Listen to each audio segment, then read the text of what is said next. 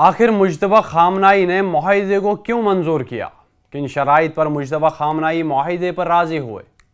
ناظرین، آپ دیکھ رہے ہیں نیوز 18 کا ڈیجیٹل پلیٹ فارم میں ہوں آپ کے ساتھ مدثر میر۔ امریکہ کے ساتھ طے پائے معاہدے کو ایران کے سپریم لیڈر مجتبی خامنائی نے منظوری دے دی ہے۔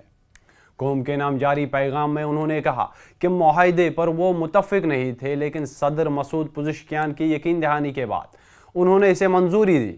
میڈیا رپورٹس کے مطابق ایرانی صدر نے یہ یقین دہانی کرائی کہ وہ اور ان کی حکومت ایرانی قوم کے حقوق اور مزاحمتی محاذ کے مفادات کا مکمل تحفظ کریں گے۔ انہوں نے اس کی ذمہ داری بھی قبول کی۔ نئے سپریم لیڈر مجتبی خامنائی نے یہ بھی واضح کیا کہ ایران معاہدے کی انہی نکات کا پابند رہے گا جن پر دونوں ممالک کے بیچ اتفاق ہوا ہے، تاہم کسی بھی یک طرفہ دباؤ یا نئی شرائط کو قبول نہیں کیا جائے گا۔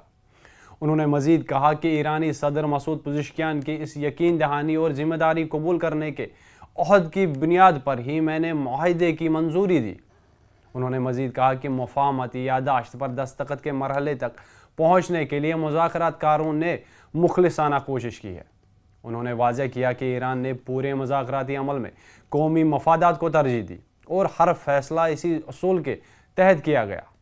سپریم لیڈر نے یہ دعویٰ کیا کہ امریکی صدر ٹرمپ معاہدے کے لیے مختلف ذرائع اور دباؤ استعمال کرتے رہے۔ انہوں نے مزید کہا کہ ایرانی حکام نے قوم کے حقوق کے تحفظ کی ذمہ داری قبول کی اور آئندہ مذاکرات کا مطلب امریکی موقف کو تسلیم کرنا نہیں۔ مستقبل کے مذاکرات کا مطلب یہ نہیں کہ دشمن کی شرائط تسلیم کر لیے گئے۔ واضح رہے کہ 28 فروری کو امریکہ اور اسرائیل کے حملے کے بعد مجتبی خامنائی عوام کے بیچ نظر نہیں آئے۔ امریکی اور اسرائیلی حملے کے پہلے لہر میں وہ زخمی ہو گئے تھے۔ اسی حملے میں ایران کے سابق سپریم لیڈر آیت اللہ خامنائی شہید ہو گئے تھے۔ یہ معاہدہ تہران اور واشنگٹن کے درمیان کئی ماہ سے جاری فوجی محاذ آرائی کے خاتمے کی ایک وسیع تر کوشش کی بنیاد کے طور پر سامنے آیا۔